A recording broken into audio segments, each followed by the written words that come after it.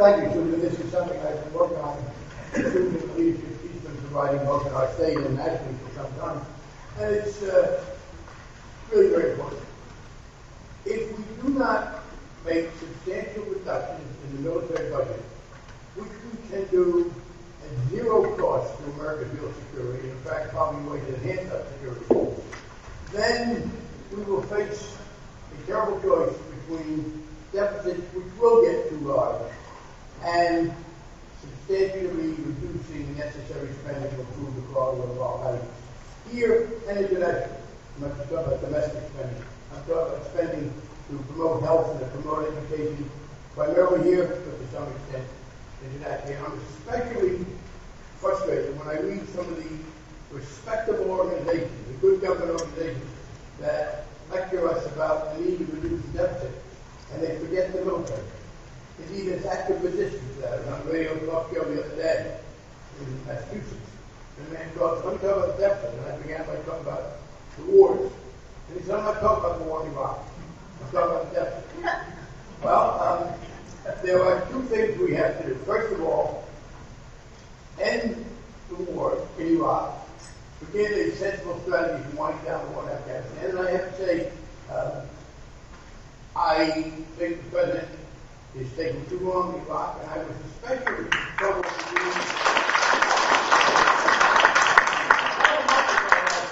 complained about this to some of my colleagues have complained publicly.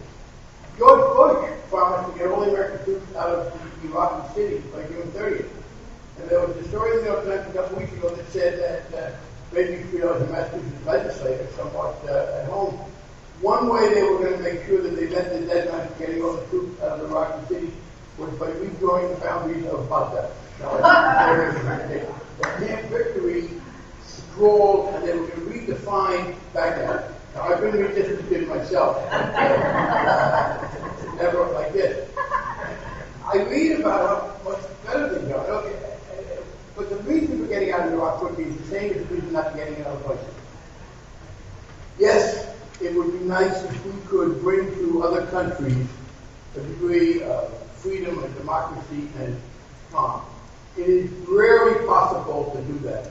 Military force by one country can prevent another from being subjugated, but you cannot create from the outside those kind of conditions.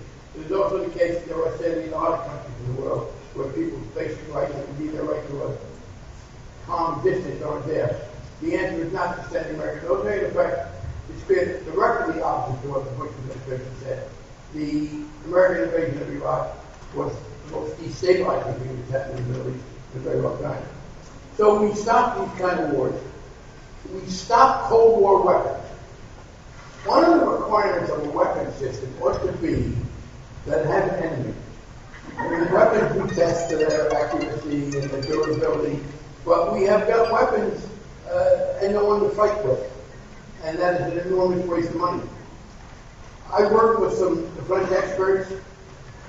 For instance, and then of course they have ballistic missile defense. Now, I will tell you, I am not an avid reader of the Iranian government's plans, but I am pretty sure that they have no intention of launching missile attacks against Poland or the Czech Republic.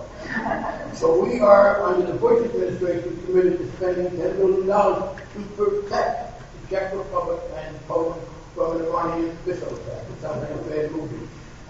Missile defense in general can be covered. That, I will give the Obama administration credit.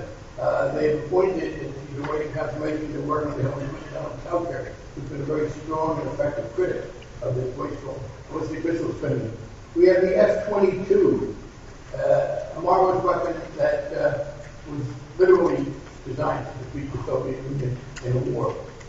We have other excessive weapons, offensive space weapons. There is no enemy out there. So what we need to do is to demand substantial reductions in military spending. If we do not get reductions in military spending of not just ending the war in Iraq, which is extra $100 billion a year, and winding down the war in Afghanistan, but both of that one going against the war in Iraq. It has become trouble probably because of the war in Iraq getting president. But it's time, I think, to wind that down. through in a reasonable way with the strategy. But the Cold War weaponry has to stop. Plus, this American notion you read, and there are people in the Pentagon in my place of work too, who read about trouble in the world and they say, oh, well, we better think what kind of troops we can send here. It's not callousness, it's reality to recognize that an American military response will rarely be helpful in those kinds of situations. So it's really very simple. If we do not make reductions in the military budget over and above the war of about $100 billion a year or more, we either have excessive deficits or we cannot begin to fund things we can fund.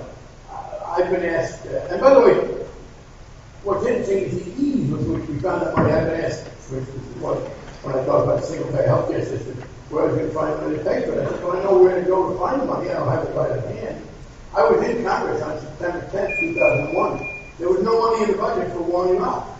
Since then, we've spent about $600 billion in the War in Iraq. So I said I could go to the guy who found the $600 billion in War in Iraq and say, can you find me some for some of these other programs? Two other arguments to be made. One is, and it's fascinating, conservatives who opposed any economic stimulus, who brought it down below where it should have been in terms of spending, who tell you that government spending never created a job. Now, they say that literally. Government spending never created a job. Turn around with no embarrassment and sound like a combination of Harry Hopkins and Francis Perkins from New York advocating military spending as a jobs program. I mean, one of the most interesting forms of intellectual advocacy we have in America today is what I call militarized Keynesianism. People who are convinced that government spending diminishes the economy, except when it comes to the military, and who are there for doing that. As a matter of fact, military spending is, any spending will do something. Military spending on the whole is the least efficient. And my source for that is Alan Greenspan. I asked him at some point, what about the argument that if we cut military spending, it would, of course, would be bad for the economy? He said, military spending is like insurance. You buy insurance, and you hope you don't use it. You put a lot of money into the military not to use it.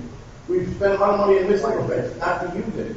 Money that you spend on things that you don't use is, by definition, less efficient than things that use and get recycled. So, dollar for dollar military spending is among the least useful spending that we do. So, it really is that simple. And it is one, usually here, people in gatherings, people on the left, local gatherings will say, well, my members of Congress and the Senate are already for better health care, education. There is a fear among many of my colleagues on the liberal side about a period of soft on defense.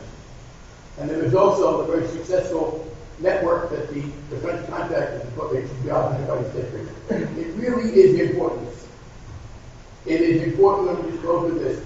People have got to lobby every representative and every senator to insist that we make military spending, in fact, let me put it this way, the single greatest percentage reduction in spending has to come in military spending, or else it will be impossible for us to have the kind of resources we want available for our quality of life. And there is no question. We could cut, I don't think we could cut military spending in half and still be extraordinarily secure. And I cannot think of a time, by the way, maybe go back to the Korean War, where we had a problem in terms of our security because we had too little military strength. Our problem has not been too little military strength. It's been the political climate in which we have had to try to exercise it. So it really must be, if you care about education, this is the other point. If you care about education or housing or environmental cleanup or healthcare or any other program, or alleviating poverty overseas, if you do not help us cut military spending, none of those things will be done at an adequate level. And on the other side, cutting military spending is a way to save federal money, not only with no harm to any good value, but as we do that, we will constrain this instinct to send the American military in places where it does more harm than good, not because they are bad people, but because they are being sent out in behalf of bad dollars.